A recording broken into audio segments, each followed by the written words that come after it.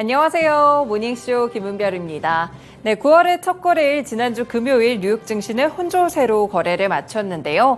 일단 기다렸던 고용지표 뚜껑을 열어보니 일단 서서히 식어가고 있다는 점이 함께 확인됐습니다.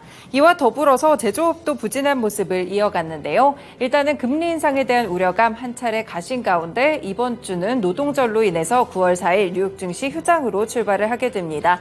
이번 주를 가늠한 뚜렷한 이런 지표들이 없는 가운데 결국에는 경제 지표들 그리고 당국자들의 발언을 주시하실 필요가 있을 것 같은데요. 네, 9월이 본격적으로 시작됩니다. FOMC를 앞두고 어떤 변화들이 관측될지 오늘도 모닝쇼 뉴스부터 체크해 보겠습니다. 네, 첫 번째 소식입니다. 일단 고용지표를 살펴보시면요. 지난 시간 현지 시간으로 1일 미국 노동부가 8월 고용보고서를 발표했는데요. 미국의 비농업 일자리 개수는 전월 대비 18만 7천 개가 증가를 했습니다. 일단 전문가 전망치는 17만 건이 증가할 것이라고 봤기 때문에 이보다는 1만 7천 건 정도 높은 수치가 나왔는데요. 노동시장의 과열 둔화세가 그럼에도 지속되고 있다는 점은 다른 지표들을 통해서 확인해 볼 수 있었습니다. 일단 8월에 실업률도 전월 대비 0.3%포인트 오른 3.8%로 지난해 2월 이후 1년 6개월 만에 가장 높은 수치를 기록했는데요. 일단 이날 발표에서 6월에서 7월 고용지표에 대한 수정치가 함께 발표가 됐습니다. 지난 보고서 발표 이후에 이 새롭게 집계된 민간과 정부의 고용 정보를 추가로 반영한 것인데요.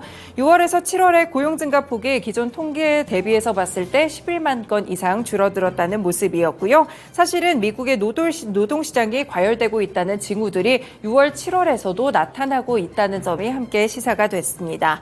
시간당 평균 임금을 보시면 전월 대비 0.2% 오른 33.82달러를 기록했는데요. 소폭 오르기는 했지만 전문가 전망치보다는 낮은 수치가 나오게 되면서 결국에는 이렇게 임금에 대한 부분들까지 식어가고 있는 지표들이 함께 확인이 됐습니다. 네, 실업률이 이렇게 큰 폭으로 증가하는 모습 일단 8월 달에도 다시 한번 나타나고 있었는데요. 고용 증가폭이 둔화하고 실업률이 올라가고 임금의 상승률까지 둔화되고 있다는 이 3박자의 지표 자체가 고용시장의 과열 양상이 없어지고 있다는 그런 점들을 시사하곤 했습니다. 다만 클리블랜드 연은에 따르면 로레타 메스터 총재가 독일에서 열린 행사에서 고용시장에서 수요와 공급의 균형을 맞추는 일부 진전이 이뤄지고는 있지만 여전히 고용시장은 강하다라고 평가를 했는데요. 고용 증가세가 둔화되고 채용 공고 자체도 줄었지만 이번에 나왔던 실업률 3.8%는 여전히 조금 낮은 수준이다라는 평가도 있었습니다. 일단은 금리 인상에 대한 우려감이 조금 가시기는 했지만 여전히 당국자들은 조금 매파적인 태도를 취하고 있다는 점도 참고해 보셔야겠습니다. 두 번째 소식 확인해 보겠습니다. 지나 러몬도 미국 상무장관이 최근에 중국을 방문했었죠. 이 성과와 관련돼서 CNN 방송에 출연을 해서 여러 가지 멘트들을 날렸는데요. 러몬도 장관은 미중이 안정적이고 유의미한 무역 관계를 유지하는 것은 세계적인 관심사라고 꼽았습니다. 그러면서 방중 기간 중국 정부의 고위 관료들을 두루두루 만났다라고 이야기를 했는데요. 러몬도 장관은 그들은 우리가 다양한 수단을 가지고 있다는 것을 인지하고 있으며 이 수단의 경우에는 상무부의 경우 수출 통제나 투자 규제, 관세 등이라고 함께 언급을 했습니다. 그러면서 미국은 중국에 대한 채찍을 가지고 있으면 필요하다면 언제든 이렇게 사용할 준비가 돼 있다라고 이야기를 하기도 했었는데요. 최근에 자신을 포함해서 미국의 정부 고위 인사들과 기관들의 이메일 계정이 해킹을 좀 당했는데요. 이 중국 해커들에게 공격받은 데 대해서는 중국 카운터파트 대화 내내 나는 매우 분명하고 직접적이며 단호하게 말했다면서 해킹 문제와 관련해서는 굉장히 현실적으로 보고 있다라고 이야기를 했습니다. 네, 그리고 다음 달에 또 종료되는 것이 중국에 대한 반도체 수출 통제입니다. 이와 관련된 유예 여부에 대해서는 아직까지 결정된 바가 없다라고 이야기를 했는데요. 이에 따라서 삼성전자와 SK하이닉스 역시나 이 중국에 대한 반도체 수출 통제 일부 유예 시간이 다가왔지만 일단 양국의 이런 조치에 대해서 다음 달까지는 조금 더 멘트를 살펴보셔야겠습니다. 러몬도 장관은 조금 말을 아끼는 모습을 기록했다는 점 확인해 보실 수 있겠습니다. 네, 정세까지 체크해봤고요. 마지막으로 개별 소식도 봅니다. 올 하반기 기업 공개 대어로 꼽히고 있는 영국의 반도체 설계 기업 Arm에 대해서 이 삼성전자와 애플을 비롯해 글로벌 기술 기업들이 전략적인 투자자로 참여하기로 했습니다.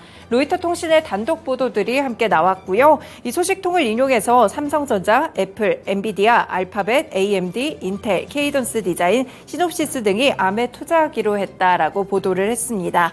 애초에 주요 투자자로 참여하려던 아마존은 이번 IPO에서는 참여하지 않는 것으로 알려지고 있고요.